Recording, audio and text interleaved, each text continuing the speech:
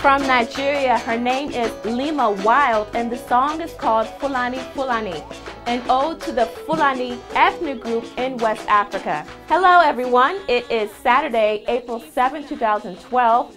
You are watching Sahara TV and it's time for AfriCurrent. This is the part of the show when we give you a snapshot of what's happening in Africa. Some of these stories you may have heard and some you haven't, because on AfriCurrent we like to highlight stories that are not being told in Western mainstream media, and I have a lot of news to share with you today. First, in Mali, Tuareg Islamic fighters plan to impose religious law in the famous city of Timbuktu. Then in Liberia, the president has appointed her son to chair the national oil company. And finally, a transgendered African musician is turning heads. I have these stories for you and more. I'm Chika Oduah. Stay tuned for this week's edition of AfriCurrent.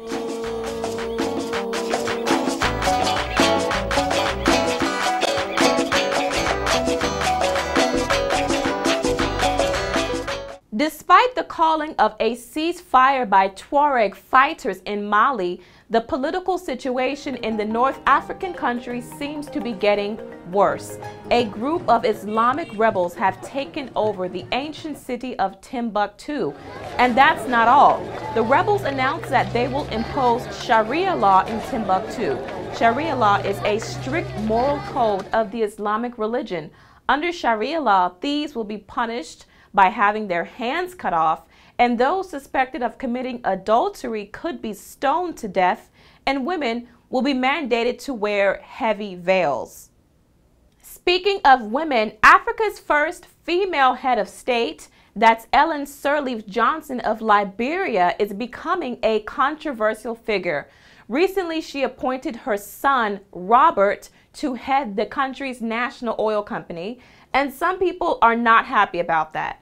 Her son is one of her senior advisors, and she says he is qualified to head the national oil company. He says he will chair the company on a pro bono basis. That means he will either not get paid at all, or he may be paid at a reduced fee. Nonetheless, some Liberians say it is not fair for Robert Sirleaf to hold not just one, but two political positions. Two videos from the US-based organization called The Invisible Children have made Joseph Kony famous. The first video, watched by millions of people around the world, received a backlash of criticism. Pro-war activism. Utterly naive to By think next week, this will be a passing fad. These white Westerners sort of getting on a bandwagon, and actually they haven't got a clue what they're talking about. Even native Ugandans did not like it very much. If people in those countries care about us, they will not wear t-shirts with pictures of Joseph Kony for any reason. That would celebrate our suffering. We wanted to see how our local people were killed.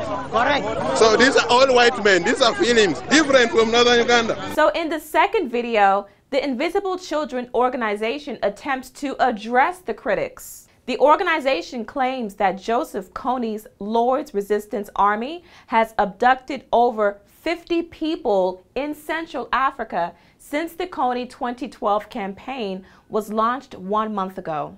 About 4 months ago, the Senegalese music icon Youssou N'Dour was vying to become the next president of Senegal. He was disqualified to run, but now he has a new political position as Senegal's Minister of Tourism and Culture. The international music sensation and Grammy Award winner is now a member of President Macky Sall's official cabinet.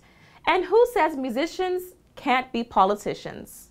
The politics of homosexuality in Africa is an ongoing debate, but it's hard to ignore the issue these days, especially when Chika is getting more and more popular.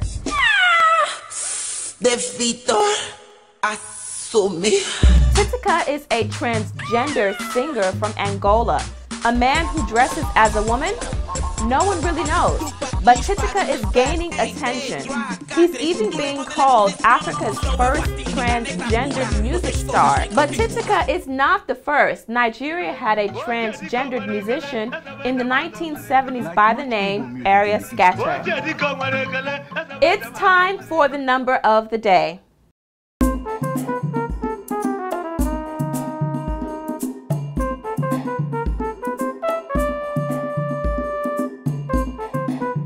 Today's number is 1,000. 1,000. A gym company plans to create 1,000 more gyms in South Africa over the next 2 years. Why? Because health reports show that more than 60% of South Africans are obese. But guess what? Despite what you may see on TV, more and more Africans are getting fatter and fatter. The trend began about 20 years ago with the urban boom in Africa. But now there is a cause for alarm. Scientists from Uganda's Heart Institute predict that obesity-related heart disease will be the leading cause of death in sub-Saharan Africa by the year 2020.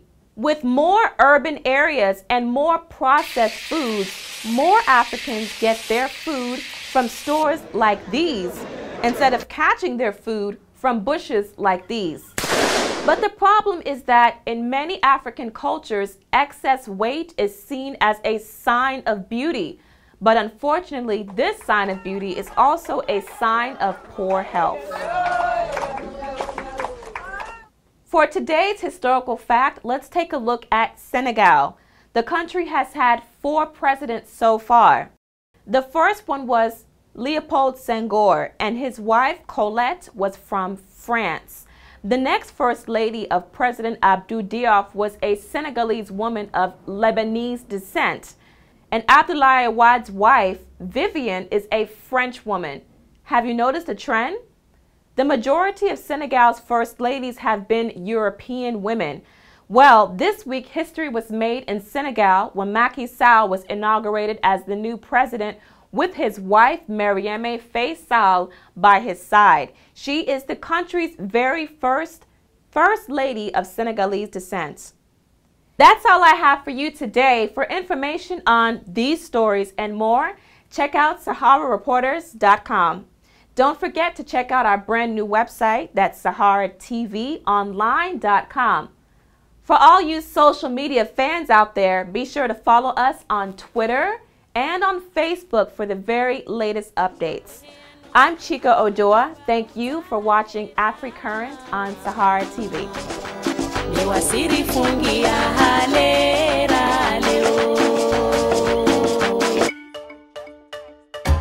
Click on Report Your Bribe, and now the West African nation support of occupied Nigeria. Government protest.